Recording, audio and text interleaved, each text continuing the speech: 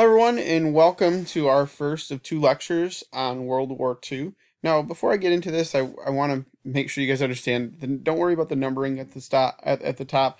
I'm using actually two lectures from a regular world history book and course that I used to teach. So we don't really worry about the actual numbering there. So we're just going to kind of get into the war. We're going to split it up into two parts, and we're going to talk about it. And you guys listen and take some notes. Um, so let's get going. So now, first thing we have to understand, we are going to talk a little bit about some of the causes here as well. So we're going to link back to 7.6 a bit. So Hitler and Austria. So you have to understand some policies that Hitler was doing in the 1930s. He was very two-faced.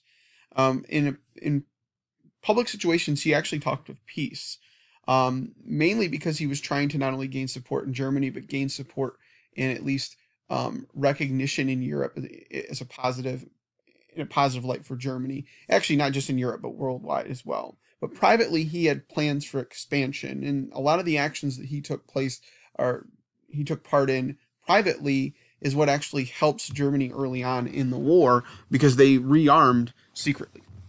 Now, Austria, if you guys remember, was created from the old Austro-Hungarian Empire that was split apart at the end of World War One.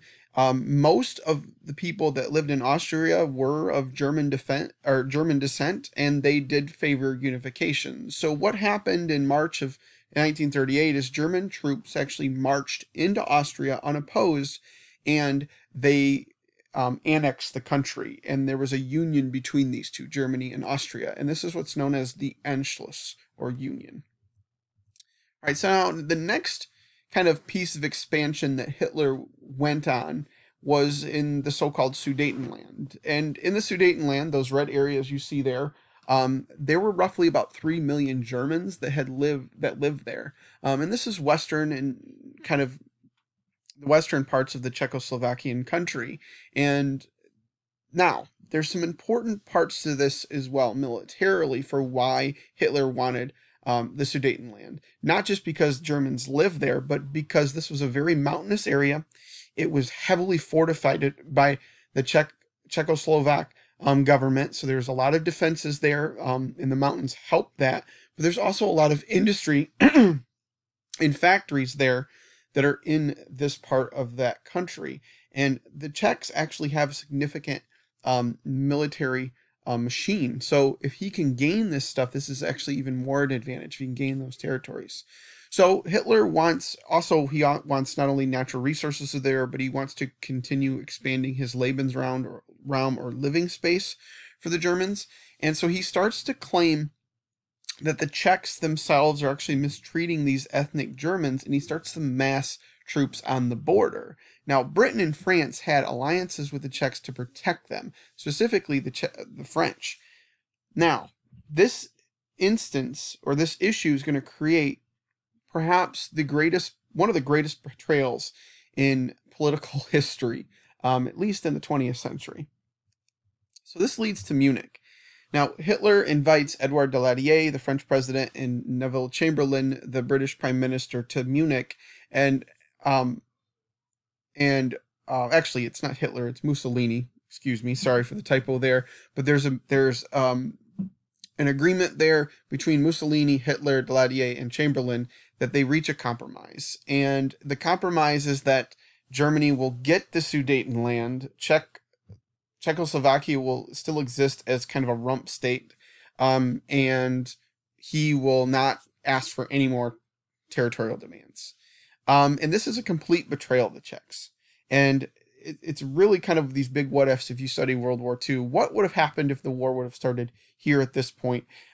Because of not only because the German war machine wasn't ready, but also because the Czechs themselves, even though they might not have been able to beat the Germans, would have been a significant challenge for them because of the defenses and because of their actual military technology. They had the most advanced tank in Europe at the time, at least light tank anyways.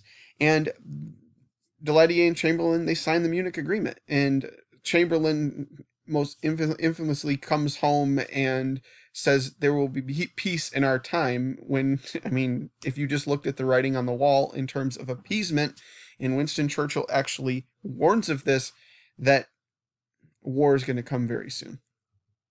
All right, here you guys can see this is basically what happens with the extension of Germany here in the Anschluss and the annexation of the Sudetenland. Now, what Hitler is ultimately going to do, he's going to actually, by 1939, he's going to go in and annex the rest of the Czech portion of Czechoslovakia, and Slovakia will be separated and become an ally of Germany. All right, so wars on the horizon here. Tensions are rising um, across Europe. You see, Hitler's actually going to try the same tactic he did with the Czechs in Poland, and there's kind of this, again, tensions are just rising. And kind of the last straw is when Hitler and Stalin, they sign a non-aggression pact between themselves, and this is a complete surprise to the world because the communists and Nazis hate each other, and these are the two preeminent powers of those factions. But in this agreement, they agree to secretly divide Poland. And this is kind of the last stage before the war starts with this agreement. And you can see that this is the actual planned division according to this agreement. So that here on the left is the planned division. So Poland is, or sorry, the Russians or the Soviets are going to get everything in orange, and the Germans are going to get everything in blue. Now, what ends up happening for a variety of reasons is there's a little bit of a change. Like, for example, the Soviets get pretty much all of the Baltic areas. They do get Western Poland. There's a creation of a kind of a buffer state here, the general government that's really kind of under control of the Germans as well. But here's the big one. It's right here. And this actually has to do with a separate instance in the war. It's called the Winter War, where the Finns are actually going to lose to the Russians, but they're going to fight so tenaciously and inflict so many casualties on the Soviets during this very short war between 1939 and 1940 that the Finns actually maintain their independence. So now let's talk about the war itself. So on September 1st of 1939, Germany invades Poland, and this is where they unleashed their new tactics or new form of warfare, the Blitzkrieg or lightning war. And in this form of warfare, they use mobile forces, primarily tanks, as well as trucks. Although, to be fair, it's a misnomer. Germans still had a lot of horses and a lot of troops walked. But they also use air power to overwhelm their opponents, and they use these pieces of technology in concentration with each other, and they effectively are able to defeat those they face in Europe, whether it's in Poland and as we move on in other parts of the early parts of the war. But Britain and France declare war on Germany just a couple days later. They do not come to the aid of the Poles really at all. Kind of a replay of what the British and French did to the Czechs, and the Poles are defeated in a little over a month. And the Soviets the Germans defeat the Poles so quickly. The Soviets aren't really ready, and they don't invade until a couple of weeks afterwards. But this is the beginning of World War II, if you want to look at Europe as the starting point. So the period after this is what is known, at least in Western Europe, known as the Sitzkrieg or the Phony War. So basically, this is a period of very little conflict between the Allies, so mainly the British and the French and the Germans. You do see Stalin annex the Baltic states. He does invade Finland, like I previously talked about with the map, but Finland still maintains its autonomy with some loss of territory. Now, where the situation changes is in April of 1940, Hitler decides to launch Operation Weserberung, and basically what this is they invade Denmark and Norway, and they want to use these places to kind of not only control the Baltic, but also to have bases to hit Britain. Now, the British and French, with forces from Poland, are unsuccessful in stopping Hitler's invasion here in Norway. Now, this leads us to the actual German invasion of the Low Countries and France. And here you can see actually the situation before the invasion takes place, with the French forces here in kind of this lighter red, the British forces here in darker red, the Belgians and the Dutch, and then you have the Germans here. So here's what happens. In May of 1940, Germany invades Holland and Belgium with the goal that they want to bypass the Maginot Line, which is right here.